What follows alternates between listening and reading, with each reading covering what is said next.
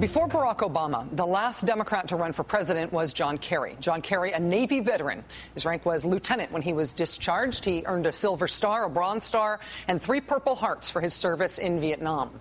The whole reason John Kerry became a public figure in the first place after he came home from war was because it was so striking to see somebody as highly decorated as he was speaking out against the war. But then, of course, in 2004, he had the temerity to run for president against a sitting president who had started 2 wars but never fought in one. And so part of the campaign against John Kerry was to try to erase his war hero status, to deny that he deserved the medals he had earned, to say that he was a coward, that he had lied to get those medals. When you research the swift boating of John Kerry, one of the most visually jarring things is when you get to the swift boating book, the book that attacked him for his service in Vietnam. When you look at that book cover, look at that little sash across the right corner there. Look at that little Miss America-looking sash up there. New York Times #1 bestseller. Seriously, that thing. The same guy who did the debunked but politically lethal swift boating book has another potential #1 bestseller on the way. It's not even out yet, but it hit #1 on the Amazon bestseller list last week. It's called Where's the Birth Certificate? The case that Barack Obama is not eligible to be president. This new book from the Swift Boat guy is being published by WorldNet Daily, which has been the sort of hub for the people on the right who have attacked President Obama as secretly foreign. If you want to buy the new President Obama is Secretly Foreign book by the Swift Boating guy, you do not have to go to Amazon. You can get it straight from the WorldNet Daily online superstore. They're selling it at a discounted price of $8.70 more than the Amazon price. Yeah, you'll find it for sale in their special birther section. There's a whole section at the WorldNet Daily Superstore just for birth certificate specialty items. They also invite you to spend between $2,000 and $5,000 to underwrite ads for the book, going right over the heads of the hopelessly biased and politically correct press.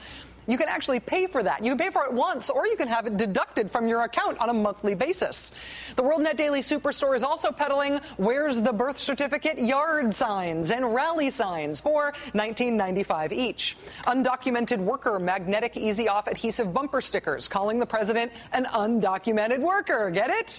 There are $4 White House eligibility postcards where they've planted the Where's the Birth Certificate sign on the White House lawn, thanks to the miracle of Photoshop. You can buy birther on board bumper stickers or magnets. There's a reason they call this thing the Superstore. This is not like the birther bodega. This is a whole lot of birther merchandising. And everything is frankly really expensive. What these folks have been demanding is that President Obama release his long-form birth certificate, right? President Obama astonishingly actually did that today. No, you were not high. It really happened. Even if you were high, seriously, it still happened. But if you had the kind of racket set up that WorldNet Daily does, if you had a money-making superstore racket set up like this all around this question, would you give up? Would you give up on this? Of course you wouldn't give this up. If you went to WorldNet Daily today to see their reaction to President Obama's birth certificate press conference, there are 2 things you would notice there. First, obviously, they still don't buy it. Under the headline, White House releases Obama, quote, birth certificate, end quote. The editor and executive officer of WorldNet Daily says, quote, it is important to remember there are still dozens of other questions concerning this question of eligibility that need to be resolved, concerning Barack Obama's parentage, his adoption, his citizenship status throughout his life. It would be a big mistake for everyone to jump to a conclusion now based on the release of this document, which raises as many questions as it answers. WorldNet Daily also floats the theory today that maybe the new birth certificate actually proves President Obama is ineligible to be president because of something inexplicable about his father. Yeah. Also, notice in terms of the graphic here, look at the graphic, the glossy photograph of the new dust jacket of the new birther book by the Swift Boating guy. WorldNet Daily assuring you today that book is still totally relevant. The Swift Boating author telling WorldNet Daily today, quote, when people read the book, they will see that Obama is not eligible to be president. Still. This new book they are trying to make all this money off of isn't even out yet. So, of course, they can't let this issue go. This is a money-making scam. This is a racket. And that is one reason that it exists, and it is continually promoted, and it will persist. But, you know, not everybody implicated in this is a grifter. Conspiracy theories are sort of their own reward. There is a reason that Glenn Beck is a popular television and radio host. Glenn Beck, yes, is personally making money off of peddling conspiracy theories. But his viewers aren't making money off it. People enjoy conspiracy theories. We are like that as a country. JFK assassination, or the moon landing, or aliens at Roswell, or 9/11 was an inside job. Americans like conspiracy theories. We just happen to be plumbed that way. 66% of Americans think the JFK assassination was part of a conspiracy as of 2006. 36% thought it was likely the U.S. government allowed or carried out 9/11. 33% of us think aliens have visited Earth. 6% still think the moon landing was faked still. It's not always a ton of people, but enough of us, a good amount of Americans, fall for stuff. We are plumbed to believe this kind of stuff. And that makes this country fertile territory for another group of people that is promoting this. Another group of people that has a material interest in holding on to the Barack Obama is secretly foreign birth certificate story. And that group is Republican politicians. Not all of them, of course, but those Republican politicians who want to push this issue for, frankly, racist political advantage. Politicians who don't want to be known as racists, necessarily, but who want to politically capitalize on resentment and unacceptance of Barack Obama as a real American president. You can't really be in mainstream National Party politics right now and be overtly white supremacist about it, but birtherism is a convenient proxy for that. The president is secretly foreign. He can't be American. He's not legitimate. He just doesn't seem right as a president, does he? Not from anything about his politics, but in his person. There's something about his body, his biography, that makes it seem like he shouldn't have been allowed to take a position like this.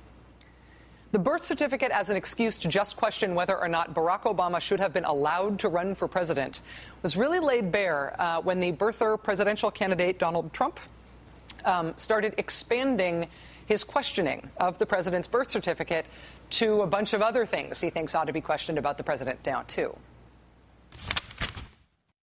The word is, according to what I've read, that he was a terrible student when he went to Occidental. He then gets to Columbia. He then gets to Harvard. I heard at Columbia wasn't a very good student. He then gets to Harvard. How do you get into Harvard if you're not a good student? Now, maybe that's right or maybe it's wrong, but I don't know why he doesn't release his records. Why doesn't he release his Occidental records? When the president released his long-form birth certificate today, this was the response on the front page of the right-wing website, The Drudge Report. Now let's see the college records. I don't usually quote people like Donald Trump in the Drudge Report, but if there was ever any doubt about whether this was substantively about the fact of the president's birth certificate, in case there was ever any remaining doubt about that, let this make it clear, okay? It is almost helpful to have the birth certificate thing substantively out of the way so we can all see that this has always just been a stand-in for raw racial questions about whether a man like President Obama should have even been allowed to run for this job. That's why Republican politicians have been pushing this.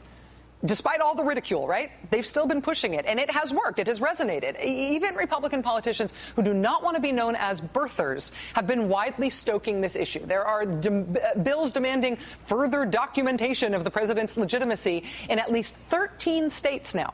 A New York Times CBS poll out last week showed 67% of Republican voters either believed President Obama was not born in the U.S. or they say they weren't sure.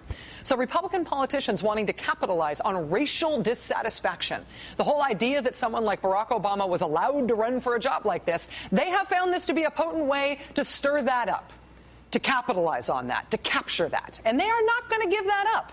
Congressman Louis Gohmert of Texas today announcing that this whole thing with the president in the briefing room and the birth certificate only proves that we need a federal birther bill, like the one he co-sponsored back in 2009. Newt Gingrich, potential presidential candidate, responding to this incident today by saying, of the president's decision to release his long-form birth certificate, Mr. Gingrich's response was, what took him so long? As if to say, the conspiracy continues. Why did it take so long? The Texas Republican who is behind that state's state-level birther bill announced already today that his bill is, quote, still on the table. We want to see a birth certificate, his legislative director explained. The one that we have that says birth certificate is from Mombasa, Kenya, with his footprint on it. He has still not produced an American birth certificate. What she's talking about with the Kenya thing is one of the many very badly forged fake foreign birth certificates that have circled on the internets. It has been and continues to be total bullpucky. But politicians do continue to push this stuff. That was not somebody like in the comment section of WorldNet Daily. That was the legislative director for a state legislator. And now that this issue is even more substantively confirmed to be bullpucky, why would we expect politicians who've been getting so much traction on this to stop pushing it? And the grifters, same deal. Now that this is even more substantively proved to be bullpucky, it was bullpucky before, why would they stop now? All of the reasons they had to push this stuff before, they still have to keep pushing it. All of the incentives still line up. So the politicians, I can understand why they'd keep pushing it. The grifters, I got it. Here's the thing I don't understand. What is the reason for any journalist to have pushed this? What do you think about this birth certificate issue? I mean, it has not been my main issue, but it kind of does get a little odd here after a while. Can't they just produce it? Let's say that the people you have investigating, are they still investigating in Hawaii? Well, I don't want to comment on that, but I can tell you there are a lot of problems with this. He has not given a birth certificate. And you know what? I wish he would. I'll give you an example. This week, we could end it simply. Just show it to us and it'd be over. Show us the birth certificate. Thank you very much, Steve. I appreciate that. Just show us the birth certificate. It's that simple. It's that simple. Listen, reporting on, spending press time covering birtherism itself, I think is a defensible thing. Reporting on this as a phenomenon, reporting on the fact that this is a fundraising racket, that it is money-making on the right, debunking this as a conspiracy theory, those are all respectable excuses for spending time talking about the birther phenomenon in a news context. But what is the excuse? What is even the motivation? What is the explanation for journalists even not on Fox News, taking up the birther cause, pushing the idea that there are real questions about the president's legitimacy, that it is a reasonable question to wonder if the president is secretly foreign, to wonder if he's holding something out on us, to wonder if maybe he shouldn't have been allowed to run for this job. I understand why Republican politicians would do that. I understand why grifters would do that. I can imagine myself into understanding why people who work at Fox News Channel would do that. Why would a non-Fox News journalist do that?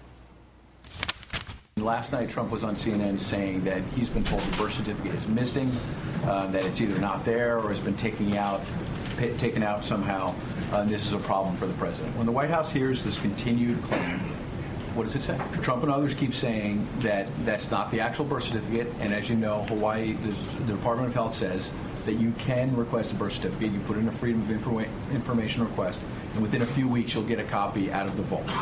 Why doesn't the president do that? Pressing the birther's cause in the White House briefing room. Legislation undermining the president's legitimacy as an American, questioning whether he should have even been allowed to run for the presidency in the first place. That legislation has been drafted by Republicans at the state level and at the federal level. Republicans pushed it at the federal level in 2009. They're now pushing it in more than a dozen state legislatures. Cashing in on a feeling that has to go unspoken, on a sentiment that rejects the idea that somebody who looks like President Obama can be an American president. That's why Republican politicians have been pushing this as an issue. Grifters have been pushing it because this turns out to be a particularly monetizable conspiracy theory for the right. So this conspiracy theory is pushed by Republican politicians because there's racist political gain to be had from it, and it's pushed by grifters because there's money to be had. Why is it being pushed by journalists?